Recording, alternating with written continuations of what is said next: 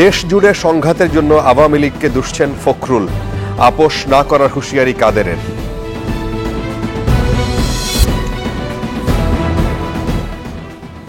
প্রিয় দর্শক, আমরা আলোচনা করতে চাই আগামীকালের কর্মসূচি, কমপ্লিট শাটডাউন, যারা আন্দোলনকারী তাদের যে কর্মসূচি, সেইটি আমাদের আজকের শিরোনাম। আমরা পরিচয় করে দিই আমাদের যারা আমন্ত্রিত অতিথি। রয়েছেন জনাব মাহমুদুর রহমান মান্না, সভাপতি নাগরিক ঐক্য। রয়েছেন জনাব অধ্যাপক ডক্টর মোহাম্মদ গোলাম রহমান, তিনি সাবেক প্রধান তথ্য কমিশনার ও সম্পাদক আজকের পত্রিকা। এবং রয়েছেন জনাব মঞ্জুরুল আহসান বুলবুল, সিনিয়র সাংবাদিক। আপনাদের তিনজনকে স্বাগত জানাচ্ছি। আমি শুরু করি এরকম যে আরও কিছু আপনার হেডলাইনগুলো শুনছিলেন, আমাদের চ্যানেল 24-এর যে হেডলাইনটি ছিল সর্বশেষ, আরও কিছু হেডলাইন একটু মনে করিয়ে দিই। গতকাল রাতে ঢাকা বিশ্ববিদ্যালয়ের 6 হলের রাজনীতি মুক্ত ঘোষণা। আমাদের কেউ বের করে দেয়নি, পরিস্থিতি বুঝে হল ছেড়েছি, ছাত্রলীগ সম্পাদক। গভীর রাতে বোরখা পরে পালিয়েছেন ইডেন ছাত্রলীগ সভাপতি সেক্রেটারি। ছাত্রলীগ নেতাদের পদত্যাগের হিড়িক। কোটা আন্দোলনে হত্যাকাণ্ডের বিচার বিভাগীয় তদন্ত হবে, প্রধানমন্ত্রী। 18 জুলাই সারা দেশে কমপ্লিট শাটডাউনের ঘোষণা আন্দোলনকারীদের। কোটা আন্দোলনের পরিস্থিতি উদ্বেগের সঙ্গে পর্যবেক্ষণ করছে জাতিসংঘ।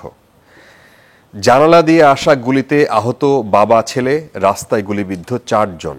জাগো নিউজের এই সংবাদে বলা হয়েছে রাজধানীর যাত্রাবাড়ি থানার শনির আখড়া এবং দনিয়ায় গুলিবিদ্ধ হয়ে ঢাকা মেডিকেল কলেজে ভর্তি আছেন বাবা ছেলে সহ 6 জন। ধারণা করা হচ্ছে যে কোটা সংস্কারের দাবিতে আন্দোলনকারী এবং শিক্ষার্থী এবং পুলিশের মধ্যে যেই সংঘর্ষ হচ্ছে সেখান থেকে এই গোলাগুলিতে এই অবস্থা। আমরা মান্না ভাই আপনাকে দিয়ে শুরু করি, যে পরিস্থিতি কোন দিকে? আপনারা একটু আগে তো সবগুলো হেডলাইন দেখালেন, পরিস্থিতি তো দেখাই গেল, তারপরে আপনি আবার পড়ে শোনালেন। একদম একটা সংঘাতময় পরিস্থিতি তৈরি হয়েছে। সবচেয়ে লক্ষ্য করবার বিষয় হলো, ধরেন 15 বছর হয়ে গেছে, আরও কিছু বেশি সময়। এখন যারা ক্ষমতায় আছেন তারাই আছেন 15 বছর ধরে, এবং এই 15 বছর ধরে তারা যে ক্ষমতায় আছেন সেটা বহুবিধ প্রশ্নের মধ্যে। বিস্তারিত আলোচনা করছি না, ওটা যারা অন্য আরও টকশো করতে পারেন আপনারা। এই পুরো 15 বছরের মধ্যে তারা কখনো কোনো চ্যালেঞ্জের সামনে পড়েনি, অন্তত রাজনৈতিকভাবে এই আন্দোলন অন্য যে কোনো দিক থেকে দেখেন। কিন্তু এইবার আমার কাছে খুবই বিস্ময়কর মনে হলো যে সরকারি দলের যিনি প্রধানমন্ত্রী, উনি নিজেই একটা ইস্যু বানালেন, কুক করলেন, করে বিরোধীদের হাতে, ছাত্রদের হাতে তুলে দিলেন, তোমরা এটা নিয়ে করো। কিভাবে ইস্যু বানালেন? এইভাবে ইস্যু বানালেন যে 2018-তে তিনি একটা পরিপত্রের কথা বলেছেন। সেই সময় তিনি যে ঘোষণাটা দিয়েছিলেন, সেদিনও যখন সাংবাদিকদের ব্রিফ করছেন তখনও তিনি বললেন যে আমি তখন বিরক্তি হয়ে সব বাতিল করে দিয়েছিলাম। এখন যারা সংক্ষুব্ধ তারা গিয়ে এই জন্য কোর্টে অ্যাপিল করেছে, রিট করেছে, কোর্ট এই রায় দিয়েছে। আমি কি করব? এই কথা সবাই জানে যে বাংলাদেশে কোর্ট এরকম স্বাধীন না যে সরকার চাইছে না তারপরে এটাই করছে। যারা আন্দোলন করছেন তাদের মূল বক্তব্য হচ্ছে যে এটা কোর্টের বিষয় নয়, এটার উপরে সরকার যে একটা এক্সিকিউটিভ অর্ডার দিয়ে করতে পারেন সেই ক্ষমতা তাদের আছে। সর্বশেষ সুপ্রিম কোর্টে যে কথাটা বলেছে তাতেও তারা এই কাজ করতে পারেন। এবং যারা আন্দোলন করছেন, আন্দোলনকারীরা বলছেন ওই পরিপত্রটাই আবার ফেরত দিয়ে আসেন, এবং আমরা চাইছি না যে সমস্ত কোটা চলে যাক, সংস্কার যেটুকু করতে হয় সেটুকু করে তাদের বক্তব্য 5%-এর মতো কোটা রাখা যাবে, তারপর সংসদকে দিয়ে সেটা পাশ করিয়ে আইন করিয়ে নেন। কিন্তু আজকে প্রধানমন্ত্রী তার যে বক্তব্য, তিনি কিন্তু কিছু জটিলতা আইনগত দিকটা সামনে এনে বললেন যে একটু সবর করো, একটা সন্তোষজনক ব্যাখ্যা কোর্ট থেকে আসবে। এগুলো এখন বললে তো লাভ নাই, কারণ যে প্রধানমন্ত্রী বলতে পারেন আমি বিরক্ত হয়ে এরকম একটা নির্দেশ দিয়েছি, ওনার বাকি কথা বিশ্বাস করবে কেন কেউ? আমি বহুজনকে বলতে শুনেছি যে এই যে রাগ বিরাগের বশবর্তী হয়ে আদেশ দেওয়া সরকার পরিচালনার ক্ষেত্রে, দেশ পরিচালনার ক্ষেত্রে, এটা তো সংবিধান সম্মত। উনি তো সংবিধানের বিরোধী কাজ করেছেন, ওনার আসলে এই ক্ষমতায় থাকা উচিত। আরও অনেক কথাই বলা যাবে তার ক্ষমতায় থাকা না থাকা নিয়ে, কিন্তু এইটা উনি রাগের বশে করেছেন। আজকেও যেটা বলছেন তার আগে খেয়াল করে দেখেন, এই কী বলে চীনের সফরের উপর বক্তব্য দিতে গিয়ে যখন তাকে জিজ্ঞেস করা হয়েছে, তিনি এমনভাবে কথা বলেছেন যে সমস্ত সেন্টিমেন্ট উস্কে দিয়েছেন তিনি এই নাতিপুতিদের দেবো মানে কি রাজাকারদের নাতিপুতিদের দেব, এই রকম করে বলার তো দরকার ছিল না। এতে কি হয়েছে যে সবাই মনে করেছে যে তাদেরকে রাজাকারের নাতিপুতি বলা হয়েছে। এবং এর আগে যখন 2018-তে আন্দোলন চলে তখনও বেগম মতিয়া চৌধুরী সংসদে এরকম কথাবার্তা বলেছিলেন। মানে আওয়ামী লীগের এরকম একটা ব্যাপার হয়েছে। তখন কিন্তু আওয়ামী লীগ থেকে বলা হয়েছিল এটা মতিয়া চৌধুরীর নিজস্ব বক্তব্য, এগুলো কোনো কথাই হইতে পারে না, এগুলো একদম ফাউল কথা। মন্ত্রী নিজস্ব বক্তব্য তাও সংসদে দেবেন, তার জন্য তাকে রিপ্রিমান্ড করা হয়েছে, তাকে কোনো তিরস্কার করছে। কত মন্ত্রী ইচ্ছা মতো কথাবার্তা বলেন। ফরেন মিনিস্টার একজন বললেন আমি ইন্ডিয়াতে গিয়ে বলে এসেছি যেন আওয়ামী লীগকে আরেকবার ক্ষমতায় রাখা হয়। সাধারণ সম্পাদক বলছে এটা তার ব্যক্তিগত বক্তব্য। প্রধানমন্ত্রী যারা আছে দায়িত্বে থাকা অবস্থায় এবং দায়িত্ব পালনরত অবস্থায় কোনো ক্রমেই তিনি নিজের বক্তব্য দিতে পারেন না, এটা হয় না। আচ্ছা, এখন ওই রাগের বসে অন্য কিছুর বসে অভিমানের বসে বলেছেন তারা, হয়তো তারপরে যদি সরি বলতেন তাহলে এটার কোনো সমস্যা হতো না। প্রধানমন্ত্রী যেটা বলেছেন এটা যে এই বালকদের এই ছাত্রদের যে আহত করেছে এটা তো খুবই ইজিলি আন্ডারস্ট্যান্ডেবল। এটার জন্য তারা কি বলেছে, তারা সংক্ষুব্ধ হয়ে বলেছে যে এইটা প্রধানমন্ত্রীকে প্রত্যাহার করতে হবে, তারা বলছে মাপ চাইতে হবে। আপনি যেরকম করে ল্যাঙ্গুয়েজটাকে দেখেন না কেন, এইটা প্রধানমন্ত্রী কোর্ট তো আমি জানি, যেটা সবাই জানে যে আওয়ামী লীগের কথা বা সরকারের কথাই কোর্ট চলে। আমি যদি সেরকম করে নাও ধরি তারপরেও যে লিভ টু অ্যাপিল উনি গতকালকে করলে সেটা আরও আগে করতে পারতেন, হিয়ারিং আগে করে ব্যাপারটা নিষ্পত্তি করতে পারতেন, কিন্তু সেটা তিনি করেননি। মনে হচ্ছে যে ব্যাপারটা জিয়ে থাক, চলতে থাকুক, এটা উনি করেছেন। এবং আজকেও তিনি যে বক্তব্যের কথা আপনি উল্লেখ করলেন, এই বক্তব্যে মিনিমাম কোনো সমঝোতার, মানে আমি ইংরেজিতে যদি বলি রেকনসিলিয়েশনের কোনো অ্যাটেম্পটই নাই তার। উনি মানে খুব কালো কাপড় টাপড় পরে বসে খুব শোকের একটা ছবি দিয়ে আসছেন, বসে শোকের কথা বলছেন, তিনি দুঃখ পেয়েছেন, কিন্তু সাথে সাথেই আন্দোলনকারীদের লাগাতারভাবে বকাবকি করেছেন। সমস্ত দোষারোপ তাদের করেছেন। চট্টগ্রামের হত্যাকাণ্ডগুলো তারা করেছে, জাহাঙ্গীরনগর সব জায়গায় তারা সন্ত্রাস করছে। অথচ এই ঢাকাতে আমার প্রত্যেকের চোখের সামনে, উনিও নিশ্চয়ই টিভি দেখছেন, ওনার চোখের সামনে অস্ত্র নিয়ে ঘুরছে, ছবি দিয়েছে, আপনারাও দেখেছেন এই জায়গাতে। রামদা কিরিচড়ে যাচ্ছে, পুলিশ দাঁড়িয়ে আছে, তার মধ্যে হলের মধ্যে ঢুকছে, এবং ছাত্রীদের যেভাবে মারপিট করেছে সেগুলো তারা নিজেরা এসে টিভিতে বলেছে, সব দেখেছে। দেখবার পরে উনি যদি এখন এই বক্তব্য দিয়ে কেউ মনে করেন যে তারা তাকে বিশ্বাস করবে যে হ্যাঁ তাহলে তার উপরে আমরা নির্ভর করতে পারি, তিনি তার উপরে আস্থা যা মানুষের ছিল এতল যদি কোনোদিন কিছু থাকে, তার কিছু এখন অবশিষ্ট নেই। আচ্ছা, তিনি কিভাবে এটাকে সলিউশন করবেন আমি জানি না, কিন্তু এই কারণে এই ক্রাইসিসটা বেশি হয়েছে। একটা সংঘাতের পরিস্থিতি নিষ্পত্তি উনি করতে পারেন, তার হাতে সেটা আছে যদি তিনি চান। জি জি, বুলবুল ভাই একটু আপনার কাছ থেকে শুনি। মান্না ভাই যেভাবে বলছিলেন যে গত 15 বছর আওয়ামী লীগ এত বড় সংকটের মুখে বা চ্যালেঞ্জের মুখে সেভাবে পড়েনি বলে তার মনে হয়েছে। দেখেন, গতকালের ঘটনা যদি আপনি জানেন যে 6 জনের মৃত্যুর খবর আমরা পেয়েছি, অসংখ্য মানুষ আহত হয়েছেন। পরিস্থিতি যেখানে গেছে এই অবস্থায় গেল কেন? যদি ধারাবাহিকভাবে বলতে চান তাহলে অনেক লম্বা আলোচনা করতে হবে। আমি যারা নিহত হয়েছে, আহত হয়েছে, তাদের সবার প্রতি শ্রদ্ধা জানাই, সমবেদনা জানাই। একটি হচ্ছে আন্দোলনটি সাধারণ ছাত্রদের আন্দোলন। প্রথমে বলি যে 2018 সনে যে পরিপত্রটি জারি হয়েছিল তার বিরুদ্ধে যে মামলা করেছে একজন মুক্তিযোদ্ধার সন্তান, সেখানে কিন্তু সরকার আসামি, জি, সরকার কিন্তু বিবাদী। জি, অর্থাৎ সরকারকে বলা হয়েছে তুমি যেটা পরিপত্র করেছো এটা ঠিক করো নাই। আর যারা মানে মাঠে আন্দোলন করছেন, বৈষম্য বিরোধী আন্দোলন করছেন, তারাও কিন্তু বলছে যে 2018 সনের পরিপত্রটা আর একটু সংস্কার করা দরকার। কাজে এখানে কিন্তু সরকারের অবস্থান এবং বৈষম্য বিরোধী ছাত্র আন্দোলন যারা, তাদের অবস্থান কিন্তু এক। হ্যাঁ, 2 নম্বর যেটি হলো যে তাহলে ছাত্রদের দাবি কি বা বৈষম্য বিরোধী আন্দোলনের দাবি কি, এটাকে যুক্তিসঙ্গত করা। আবার ছাত্রলীগও, যেটাকে এখন প্রতিপক্ষ মনে করা হচ্ছে মারামারির সময়, ছাত্রলীগও কিন্তু বলেছে এটা একটা যুক্তিসঙ্গত করা দরকার শুরুর দিকে। হ্যাঁ, শুরুর দিকে। তো কাজেই ছাত্রলীগের দাবি, সরকারের অবস্থান এবং বৈষম্য বিরোধী আন্দোলনের দাবি একরকম, মানে একই। তো এখন পদ্ধতির জায়গায় যারা, আমার ধারণা ছাত্ররা প্রথম 1 সপ্তাহের মধ্যে তারা তাদের একটা বড় ধরনের অর্জন হয়ে গেছে। বড় ধরনের অর্জন কি, তাদের দাবিটি যৌক্তিক, তার পক্ষে সকল রাজনৈতিক দল, সকল সামাজিক সাংস্কৃতিক দল এবং সাধারণ মানুষ সমর্থন দিয়েছে। এবং সরকার প্রধানও এটা মানবই না এরকম কোনো ঘোষণা দেয় নাই। তিনি বলেছেন যে এটা কোর্টের মধ্য দিয়ে আসতে হবে। প্রধান বিচারপতি বলেছেন তোমাদের দাবির জন্য তোমরা কোর্টে আসতে পারো, তাদের আমাদের জন্য দুয়ার খোলা।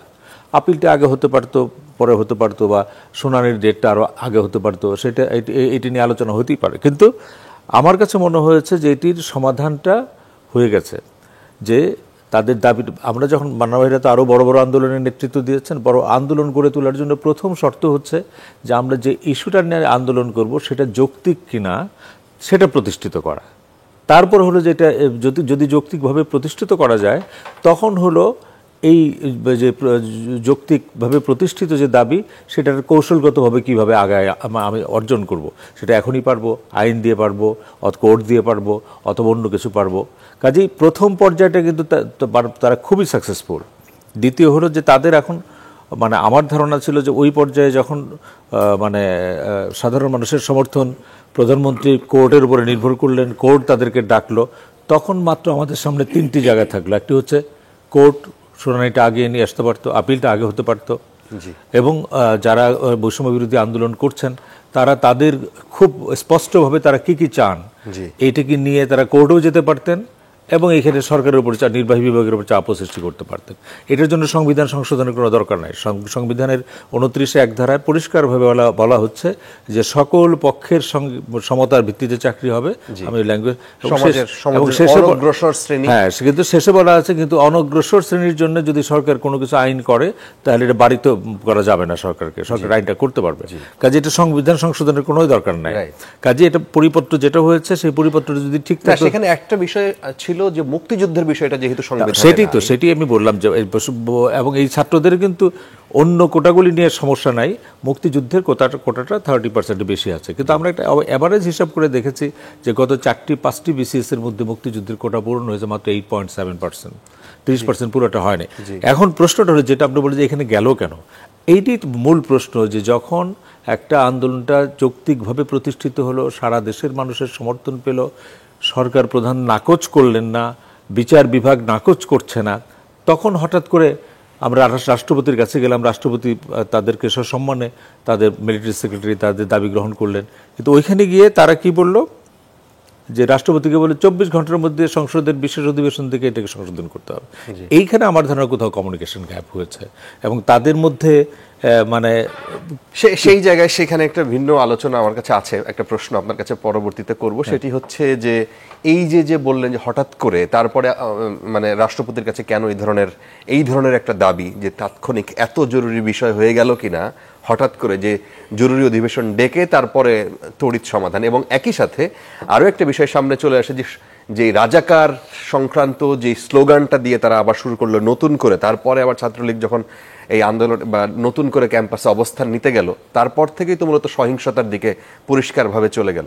সেটা নিয়ে আপনার কাছে পরবর্তীতে শুনবো। আমি গোলাম রহমান স্যার, আপনি আমার শিক্ষক স্যার, আপনাকে দেখার পর আমার কাছে ক্যাম্পাসের কথা মনে পড়ছে। আমার কাছে মনে হয়েছে যে আমার এই লাইনটা বলা উচিত। আমি আহমেদ সফার কোনো একটা জায়গায় পড়েছিলাম, উনি বলেছিলেন যে ঢাকা বিশ্ববিদ্যালয় হচ্ছে বাংলাদেশ নামক রাষ্ট্রের আগ্নেয় আত্মার জ্বালামুখ। আমি একটু এই আলোচনা থেকে একটু ভিন্ন প্রসঙ্গে আপনার এই দৃষ্টি আকর্ষণ করছি। ঢাকা বিশ্ববিদ্যালয় হচ্ছে বাংলাদেশ নামক রাষ্ট্রের আগ্নেয় আত্মার জ্বালামুখ। সেই ঢাকা বিশ্ববিদ্যালয়ের ক্যাম্পাসে যখন বাইরের কোনো টোকাই শ্রেণীর কোনো মানুষ ছাত্রীদেরকে প্রকাশ্যে লাঠি দিয়ে পেটাচ্ছে, আপনার কেমন লাগে স্যার? অত্যন্ত স্পর্শকাতর বিষয়ে কথা বলতে হবে মনে হচ্ছে এখন। আমি অত্যন্ত দুঃখিত যে এমন একটি পরিবেশ পরিস্থিতির উদ্ভব হয়েছে যেখানে আমরা মনে হচ্ছে যে আন্দোলন করতে গিয়ে সহিষ্ণুতা হারিয়ে ফেললাম। ঢাকা বিশ্ববিদ্যালয়ের যে ঐতিহাসিক এবং যে একটা বড় ধরনের ভূমিকা বাংলাদেশের স্বাধীনতা আন্দোলন, যত ধরনের গণতান্ত্রিক আন্দোলন আছে প্রায় সব ধরনের আন্দোলনেই অনেক সময় বলাই হয়ে থাকে যে বাংলাদেশের সব আন্দোলনের সূতিকাগার হচ্ছে ঢাকা বিশ্ববিদ্যালয়। এখন এই ঢাকা বিশ্ববিদ্যালয়ের যে ঐতিহাসিক পরম্পরা, যে ঐতিহাসিকভাবে রাজনৈতিক ইতিহাসের যে চর্চা যদি করা যায়, সেখানে দেখা যাবে যে ঢাকা বিশ্ববিদ্যালয় কম বেশি সব বিষয়েই ইনভলভ হয়েছে জাতির উত্থানে এবং জাতীয় যত বড় বড় ঘটনা ঘটেছে সব জায়গায় তার কোনো না কোনো ধরনের অবদান রয়েছে। এখন এই ঢাকা বিশ্ববিদ্যালয়ের অঙ্গন একটা সময় ছিল যখন এখানে পুলিশ প্রবেশ করতে পারতো না। যখন পুলিশ প্রবেশ করতে গেলে অনুমতি না তো দূরের কথা, সেটা একটা ন্যাক্কারজনক ঘটনা বলে মনে করা হতো যে বিশ্ববিদ্যালয়ের পবিত্র অঙ্গনে পুলিশ কেন ঢুকবে। কিন্তু সেই অবস্থাটা কিন্তু সবসময় বজায় থাকেনি। এখন কথা হচ্ছে যে ইতিহাসের বাঁক মোড় পেরিয়ে নানান ধরনের অবস্থার সৃষ্টি হয়েছে, নানান ধরনের অবস্থা আমরা অবলোকন করেছি। আমি প্রায় 40 বছর শিক্ষকতা করি, সব কিছু মিলিয়ে দেখছি যে এই বিশ্ববিদ্যালয়ের যে ঐতিহাসিক গুরুত্ব, যে অবদান, যে সব বিষয়ে মাথা উঁচু করে দাঁড়াবার জায়গাটি, সেই জায়গায় একটা নতুন করে একটা বিতর্কের সুযোগ কিংবা একটা সম্ভাবনা তৈরি হয়ে গেল কিনা। এখানে শুধু যে বিশ্ববিদ্যালয়ের ছাত্ররা আন্দোলনটি করছে তা নয়, প্রশ্নকর্তার যে প্রশ্নের মধ্যেই আছে যে বাইরের থেকে এসে টোকাইরা এসে কিংবা অন্য কোনো লোকজন এসে এখানে আন্দোলন করার। তবে আমরা দেখেছি বিভিন্ন সময়ে একেবারে গার্মেন্টস কর্মী থেকে শুরু করে বিভিন্ন ধরনের পেশাজীবী, বিভিন্ন ধরনের আন্দোলন কিন্তু বিশ্ববিদ্যালয় অঙ্গনে হয়েছে এবং বিশ্ববিদ্যালয়ের পরিবারের লোকজন কিংবা বিশেষ করে শিক্ষার্থীরা তারাও অনেক সময় বিভিন্ন আন্দোলনকে সমর্থন করেছেন কিংবা অংশগ্রহণ করেছেন ইত্যাদি। এগুলো ঐতিহাসিক সত্য। কিন্তু একই সাথে এইবারের আন্দোলনে স্যার, এইবারের আন্দোলন যেটা দেখলেন গত পরশু রাতে যেটা ঘটানো হলো, প্রথমত শুরু হচ্ছে প্রধানমন্ত্রীর বক্তব্যের পরে তারা রাজাকার স্লোগান দিয়ে, মানে ওই জায়গা থেকে সহিংসতার শুরুটা ওই জায়গায়। এবং আপনি কি মনে করেন স্যার যে ওই যে শুরুটা, ওই শুরুর ফলেই হচ্ছে যে এই আন্দোলনটা ছড়িয়ে পড়ছে? আমার কেন যেন মনে হয়, আমি তো মুক্তিযুদ্ধ করেছি, আমি তো মুক্তিযুদ্ধের একটা সরাসরি অংশীদার। মাননীয় প্রধানমন্ত্রীর যে বক্তব্য, সেই বক্তব্য একজন সাংবাদিকের প্রশ্নের উত্তরে উনি মন্তব্য করছিলেন, কিন্তু সেখানে রাজাকারের কথাটা যেভাবে আসলো আর আমরা সেটাকে পুঁজি করে ঢাকা বিশ্ববিদ্যালয়ের ছাত্ররা বলে উঠবে আমরা রাজাকার, এই কথাটা যেন আমি মেনে নিতে পারি না, মেনে নিতে পারবও না কোনো দিন। এখন যেভাবেই বলুক না কেন, কেউ বলবে যে আমি শ্লেষাত্মকভাবে বলেছি, এটাকে স্যাটারিক্যালি বলা হয়েছে, এটাকে নানানভাবে এটাকে আখ্যায়িত করার চেষ্টা করা হচ্ছে। কিন্তু যত যাই করা হোক, পরিষ্কার ব্যাখ্যা ছিল যে কে বলে, মানে রাজাকার পরের লাইনটা ছিল কে বলেছে স্বৈরাচার, মানে তাদের আবার ওই কথাটা আবার পরিষ্কারভাবে দেখাও যাচ্ছে না কোথাও সেইভাবে। সেটা খুব আবার কুয়াশাচ্ছন্ন ধোঁয়াশাচ্ছন্ন একটা বক্তব্য আসছে, কিন্তু যে মূল কথাটা বেরিয়েছে সেটা হচ্ছে আমরা রাজাকারের সন্তান, এরকম ভাবে যে কথাটা বলা হলো।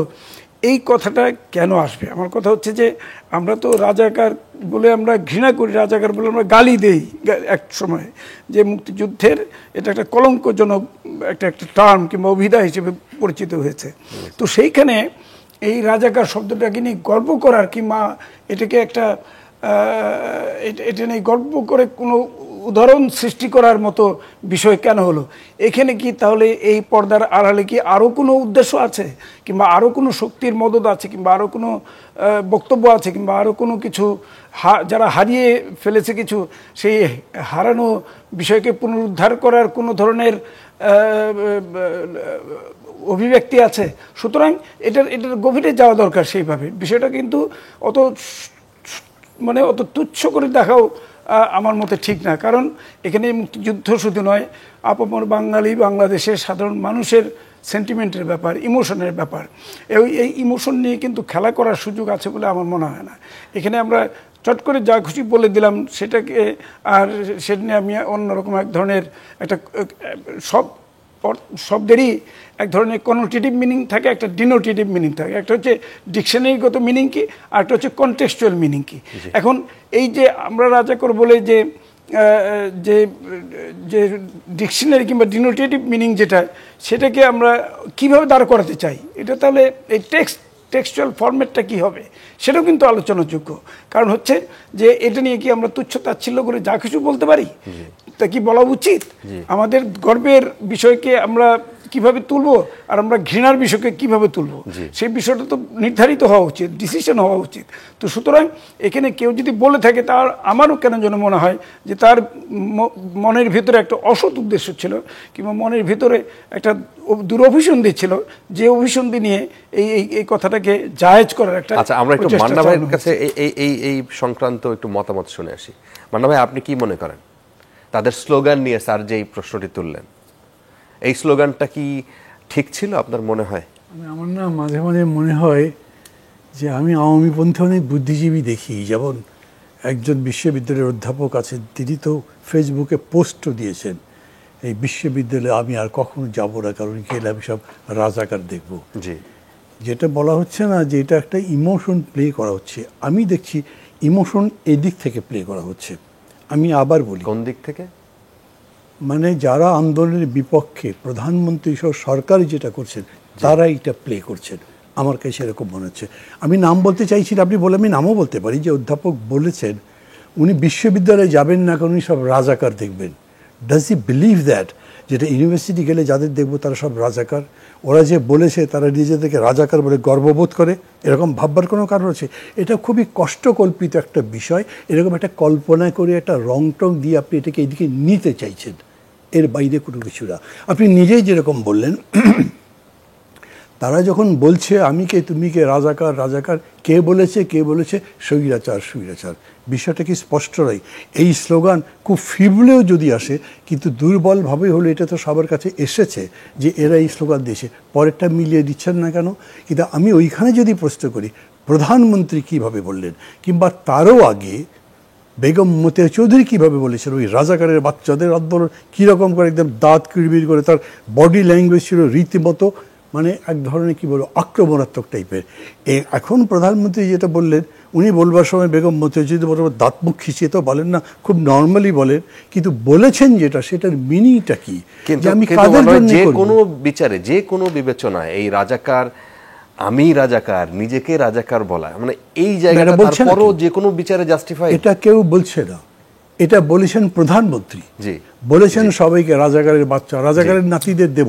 তো যারা আন্দোলন করছে তারা রাজাকারের নাতি, রাজাকারের নাতি ছিলাম তো সেই প্রেস কনফারেন্স, মানে এই আলোচনায় আমরা আবার প্রেস কনফারেন্সে ওনারা থাকতে পারেন, আমি পারি না, কিন্তু উনি প্রেস কনফারেন্সে যেটা লাইভ দেখানো হয়েছে তো সবাই দেখেছে, না বোঝার কিছু নেই। জি, আমরা আসবো আবার। বুলবুল ভাইয়ের সম্মত এই বিষয়ে কোনো মতামত আছে? দর্শক, আমরা ছোট্ট একটি বিরতি যাচ্ছি, বিরতির পর এই আলোচনা হবে।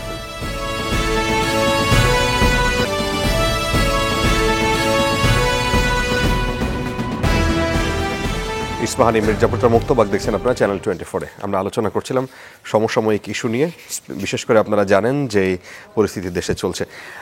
মান্না ভাই যেই আলোচনায় ছিলেন, আমরা যেটি নিয়ে বলছিলাম যে একটা স্লোগানের খণ্ডাংশ নিয়ে এখানে ছড়ানো হচ্ছে, পুরো জিনিসটা সামনে আসছে না। বুলবুল ভাই, আপনি যেন বারবার মাথা ঝাঁকাচ্ছিলেন যে না, ব্যাপারটা এরকম না। আবার ওই সংবাদ সম্মেলনে আপনি নিজেও উপস্থিত ছিলেন, প্রধানমন্ত্রী, সেই সময় তিনি কি বলেছেন? মান্না ভাই যদি আরেকটু যুক্ত করে দেন, আপনি যেটা সবশেষ বললেন যে ওই সংবাদ সম্মেলন নিয়ে কি বললেন?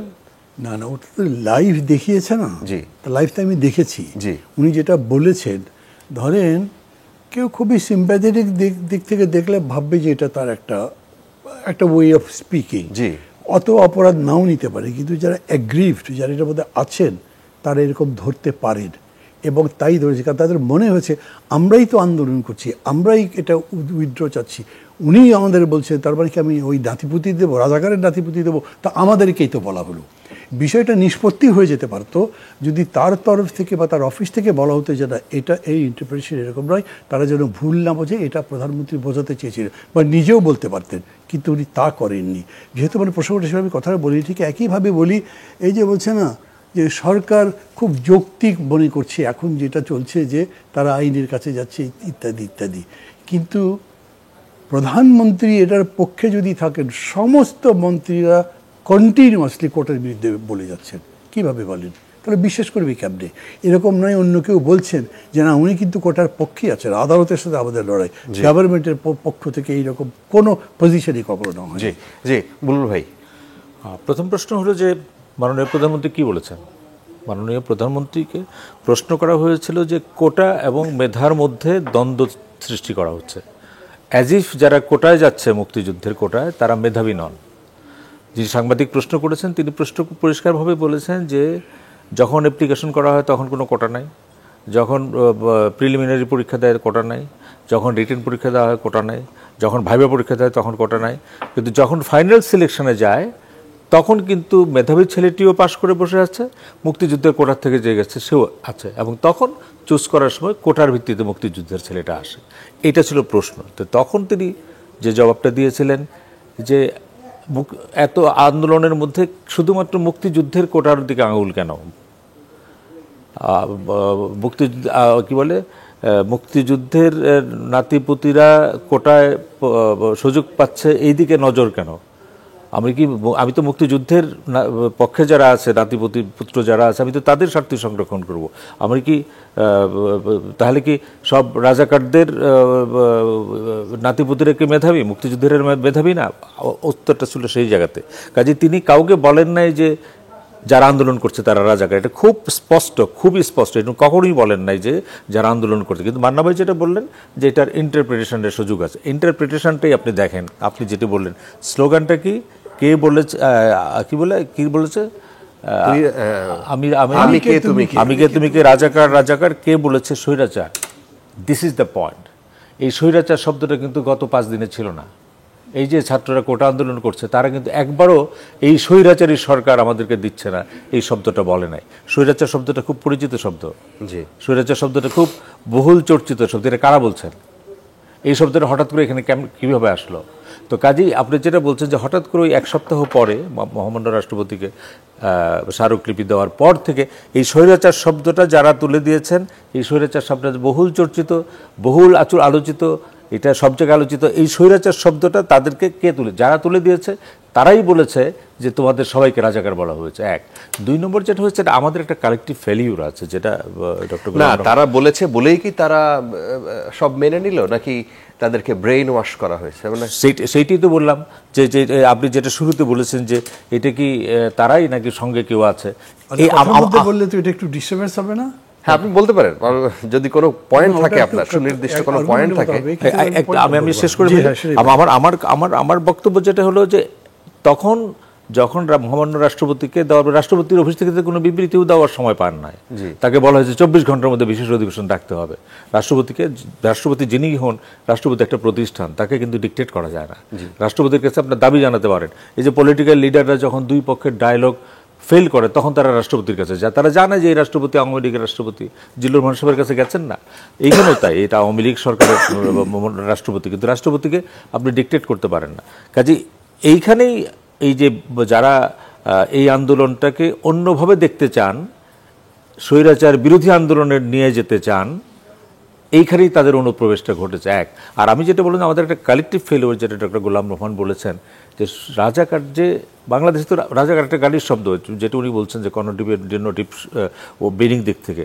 আপনি যে মেয়েটি রুকেয়া হলে আমি রাজাকার বলছে, সেই মেয়েটি ভগীরথী সাহা পিরোজপুরের মুক্তিযুদ্ধে, যাকে পাক বর্বর বাহিনী এবং রাজাকাররা 2 গাড়িতে 2 পা বেঁধে এরকম টেনে শরীর ফাঁক করে ফেলছে, এটা আমরা জানাতে পারি না। এটা আমাদের ব্যর্থতা।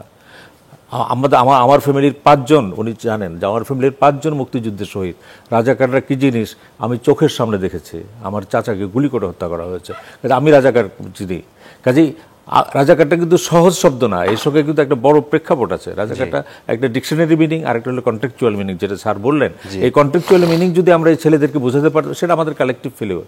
তারা যদি এটা না বলে বললো যে আমরা না, যেটা আপনি বললেন, এই স্লোগানটা কিন্তু কাউন্টার স্লোগান করা হচ্ছে, পরের দিন কিন্তু তারা চেঞ্জ করে ফেললো যে আমরা নই রাজাকার, এটা আমাদের অধিকার, তখন কিন্তু আমরা নই রাজাকারের মধ্যে চলে আসলো। তো কাজেই এই যে স্বৈরাচার শব্দটা তাদের মধ্যে যারা ঢুকিয়ে দিল, তারাই হচ্ছে এই আন্দোলনের এখন চালিকা শক্তি, যারা স্বৈরাচার বিরোধী আন্দোলন করার চেষ্টা করছে। আপনার মতে এটা পরিষ্কার যে এখন তৃতীয় পক্ষ এই আন্দোলন পরিষ্কার।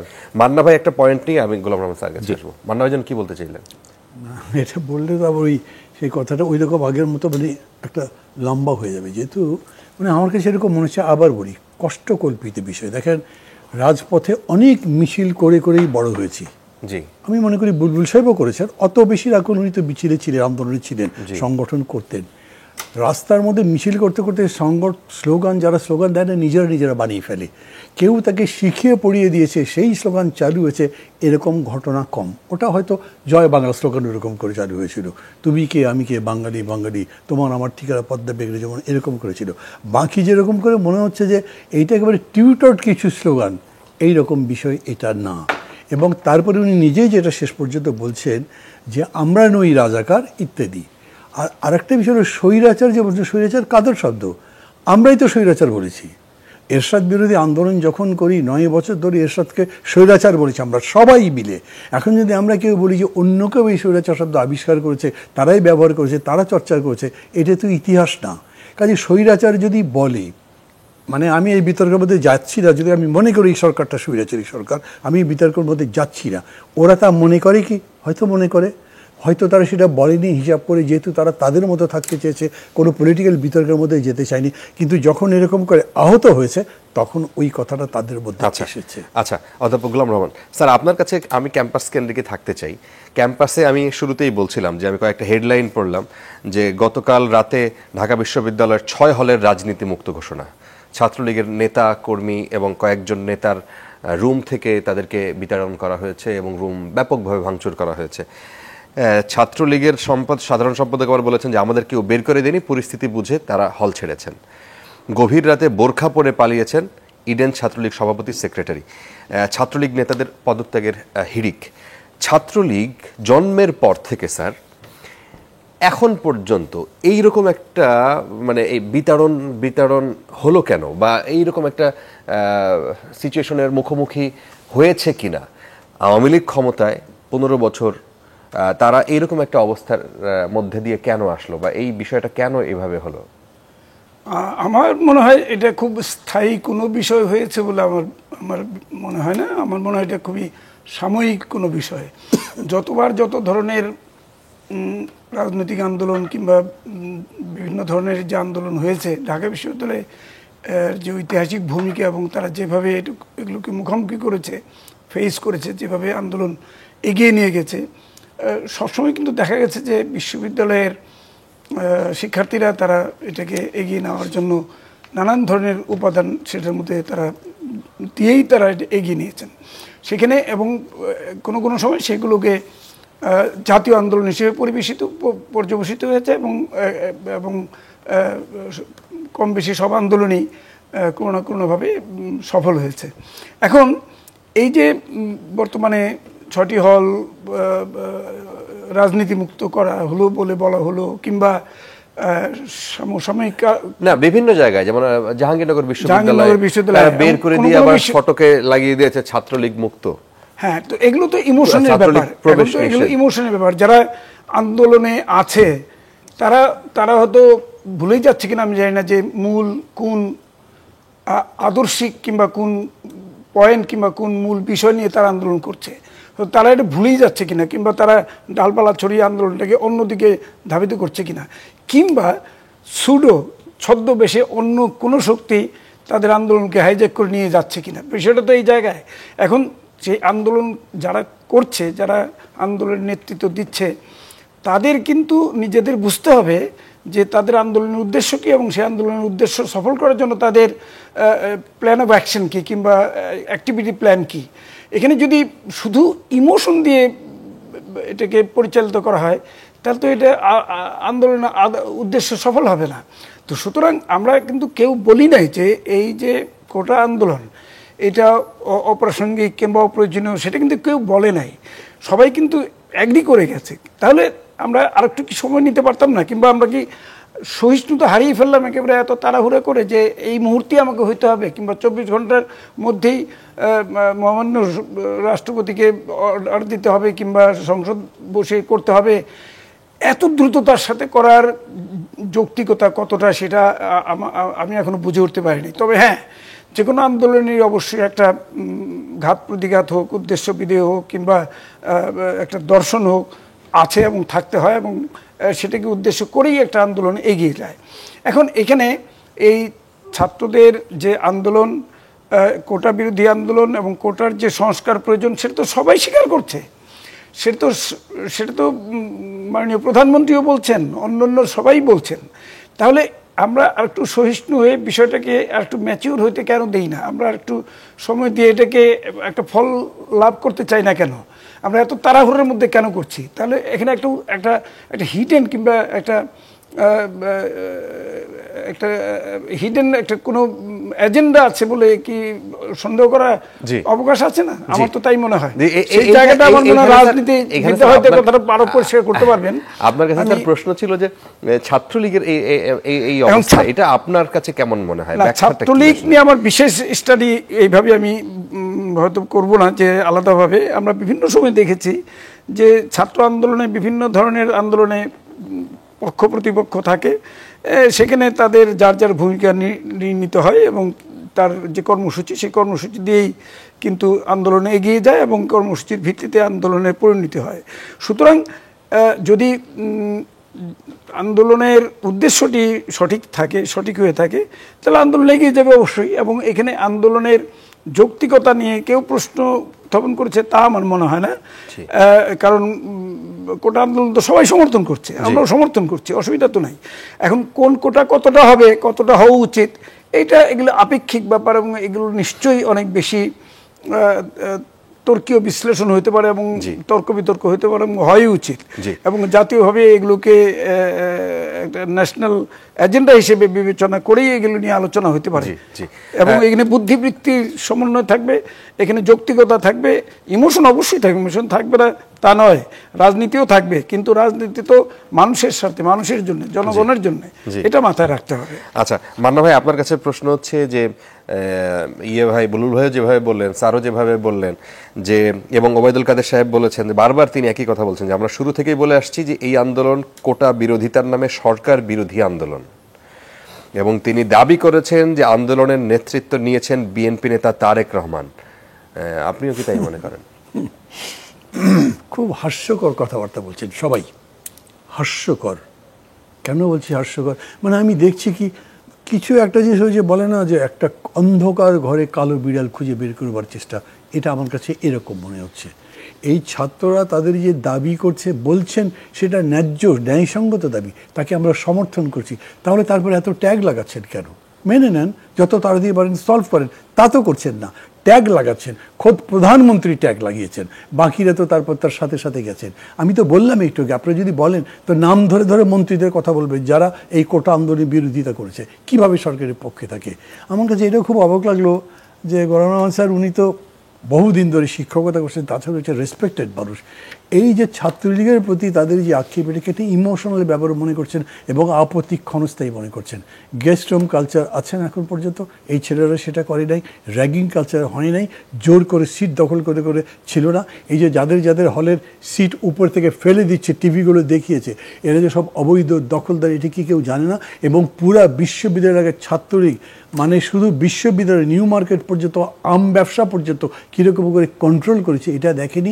এবং তারপরে এই আন্দোলনের মধ্যে ছাত্রলীগের নামে বাইরে থেকে গুন্ডাদের নিয়ে এসে যেরকম করে ছাত্রছাত্রীদের উপরে নির্যাতন করেছে এটা দেখেনি। তারপরে কেউ যদি বলে যে আমরা ছাত্রলীগ মুক্ত করতে চাই বা রাজনীতি মুক্ত করতে চাই, আমার কাছে কি মনে হয় জানেন, ছাত্র রাজনীতির নামে গত 15 বছর এবং তারও আগে যারা ছিলেন তারা একটা বিরাজনীতিকরণের প্রক্রিয়ায় গেছেন, তারা ছাত্রদের রাজনীতি করতে বলেননি।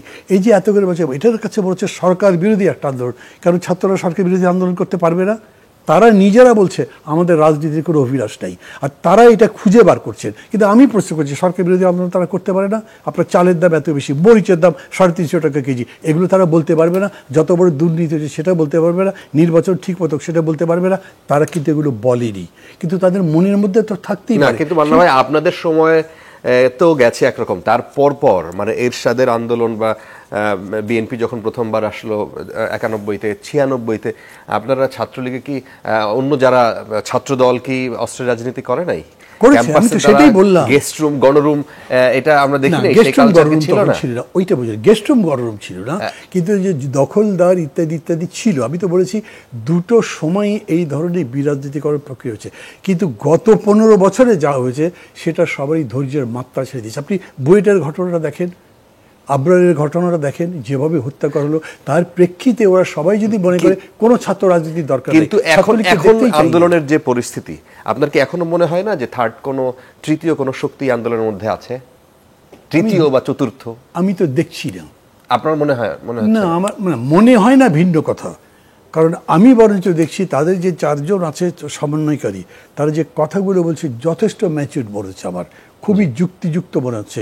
এবং সবগুলো কথার মধ্যে এক ধরনের আপনাকে যে গণতান্ত্রিকতার ব্যাপার আছে, গণতান্ত্রিক চরিত্র আছে, কোনো জায়গায় উস্কানি নাই, কোনো সহিংসতার ব্যাপার নেই।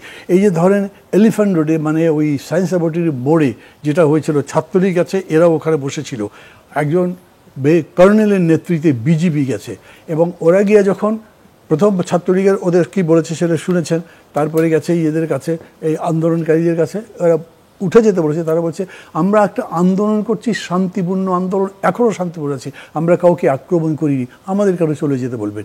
বিজিবি সেই কমান্ডার সব ট্রুপ দিয়ে চলে গেছেন, তারা এই পর্যন্ত এই রকম কোনো সহিংসতা করেনি। কিন্তু ছাত্রলীগের নামে এটা তো নিজে আওয়ামী লীগের সাধারণ সম্পাদক বলেছেন, যারা রাজাকার বলে নিজেদের পরিচয় দিতে গর্ব করে, তাদের মোকাবেলা করার জন্য ছাত্রলীগই যথেষ্ট। আর কি কিছু বাকি আছে?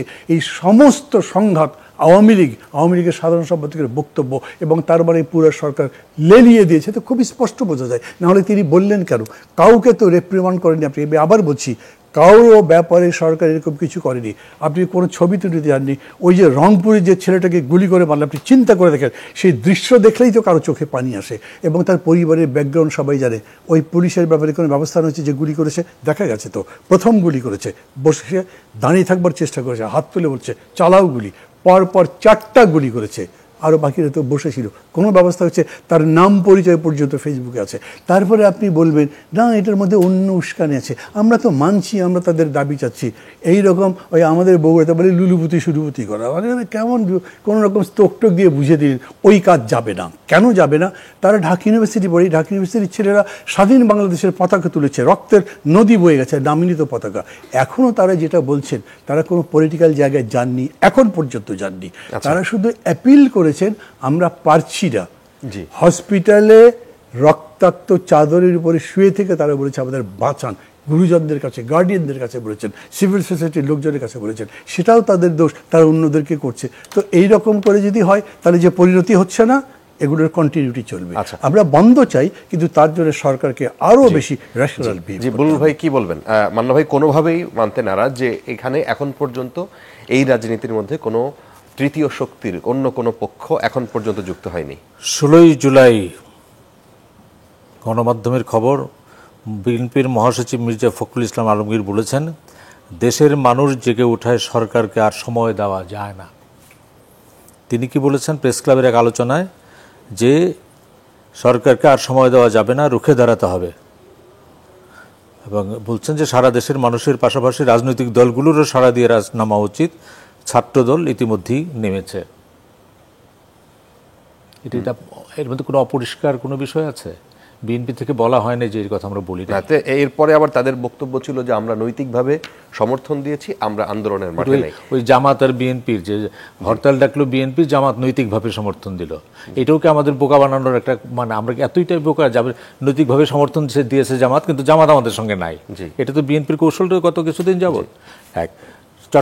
আমি প্রত্যেকটা ঘটনার নিন্দা জানাই। আজকে প্রধানমন্ত্রীর জাতির উদ্দেশ্যে ভাষণ, তিনি কিন্তু স্পষ্টভাবে বলেছেন যে প্রত্যেকটা ঘটনার তদন্ত হবে, বিচার বিভাগীয় তদন্ত হবে। বিচার বিভাগীয় প্রধানমন্ত্রী জাতির উদ্দেশ্যে ভাষণে তিনি কিন্তু স্পষ্ট বলেছেন যে বিচার বিভাগীয় তদন্ত। তিনি বিচার বিভাগীয় তদন্ত যদি না হয়, সেটা আবার আরেকটা ইস্যু নিয়ে হয়তো আলোচনা হবে। আমার ধারণা প্রথম পর্যায় পর্যন্ত ছাত্ররা নিরপেক্ষ ছিল। পুলিশ এত খুব সহিষ্ণুতার পরিচয় দিয়েছে। আপনি দেখেন শাহবাগে পুলিশের ব্রিগেড ভেঙে ফেলা হচ্ছে, ওই একেবারে মেট্রো রেলের নিচে পুলিশের, এমনকি রাষ্ট্রপতি ভবনে যাওয়ার সময় 0 পয়েন্ট পর্যন্ত পুলিশ বাধা দিচ্ছে না, বাধা দিচ্ছে কিন্তু ব্যারিকেড ভেঙে এগিয়ে যাচ্ছে। তখন তো কোনো উস্কানি হয় নাই। উস্কানিটা কখন থেকে আসলো? যখন আমরা দেখলাম যে আন্দোলন একটা যৌক্তিক পরিণতির জায়গায় যাচ্ছে, যেটা ডক্টর গোলাম রহমান বলেছেন যে আন্দোলনটার তো এখন ফলাফলটা তোলার সময়। ফলাফলটা কি? আইদার আমরা কোর্টে যাব, যেটা বিচারপতি বলেছেন, অথবা আমি সুনির্দিষ্ট একটা প্রস্তাব দিব যে আমাদের কোটা সংস্কারের মধ্যে। কারণ যদি আজকে আমার ধারণা একটা ইউনিক সময় এসছে যে ছাত্ররা আন্দোলন করছে তাদের সামনে তাদের নেতৃত্বে যদি এই কাজটা হতে পারে, যে তাহলে এই যে কোটা নিয়ে, কারণ নাহলে আজকে যদি সরকার একটা কমিশন করে, সরকার কমিশন করে একটা সংস্কার করলো, আরেকজন মামলা করে দিল, আবার কিন্তু জটিলতার সৃষ্টি হবে।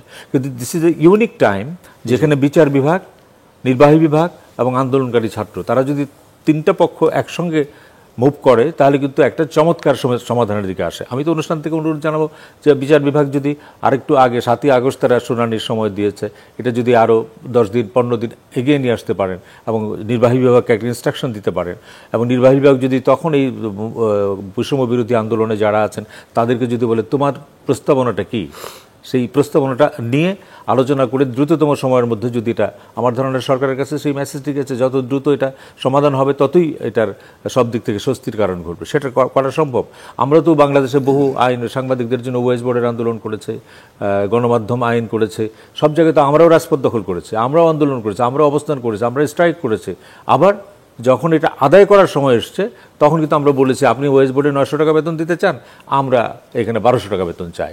এটা তো পার্টিসিপেট করতে হবে। আর নাহলে আমি 900 টাকা, মানে আমি বসে থাকলাম আন্দোলনের ঝান্ডা নিয়ে, আর সরকার 900 টাকা দিয়ে আইন পাশ করে ফেললো, সেটা তো আর রেমেডি হলো না। কাজে আমার ধারণা this is a unique time, মানে ইউনিক অপরচুনিটি।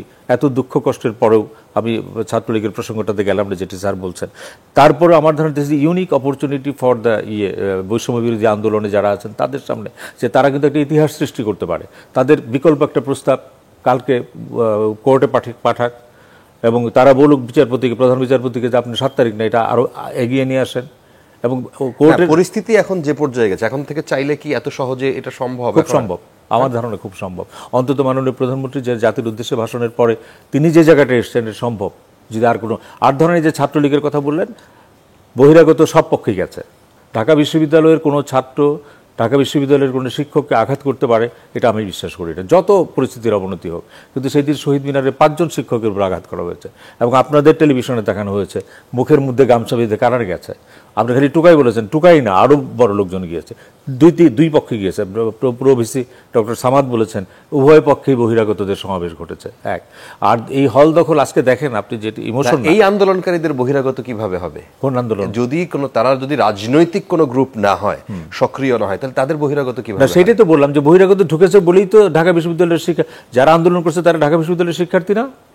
এরা কোনো শিক্ষকের গায়ে কখনো আঘাত করতে পারবে না, কিন্তু ওদের মধ্যে তো বহিরাগত ঢুকেছে।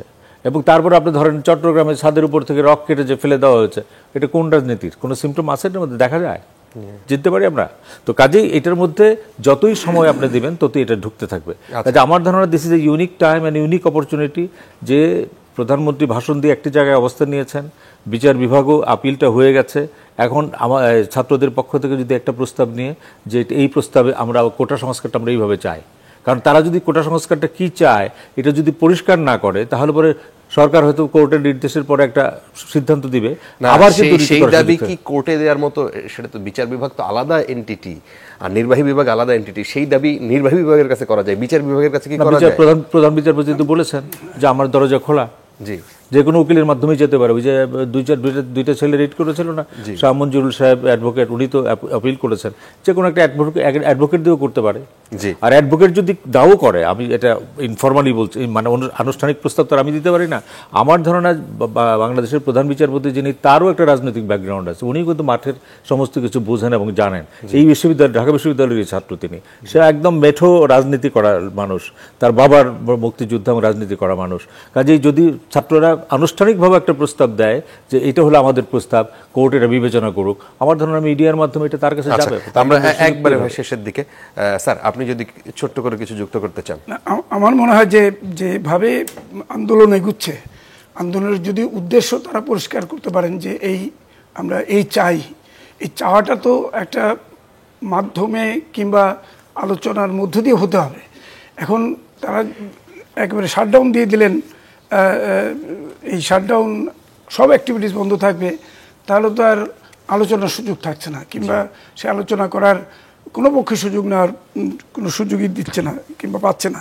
এখন এই কমপ্লিট শাটডাউন থেকে আমার মনে হয় যদি সরে না আসেন, তাহলে আন্দোলনটা কোন দিকে যাবে কিংবা প্রাপ্তি কী যোগ হবে। শুধু তো আমরা হানাহানি চাই না, আমরা তো দেশে অরাজকতা চাই না, আমরা তো দেশে শান্তি চাই, আমরা তো দেশে একটা এই আন্দোলনের একটা সুষ্ঠু ফল আসবে সেটা চাইব।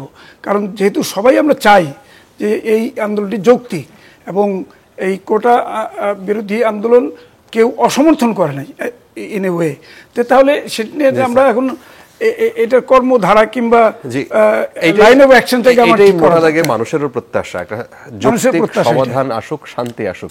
দর্শক, আজকে শেষ করতে হচ্ছে, আপনাদের তিনজনকে অসংখ্য ধন্যবাদ। দর্শক, শেষ করতে হচ্ছে আজকে এই পর্যন্তই, বিবেচনা আপনাদের হাতে।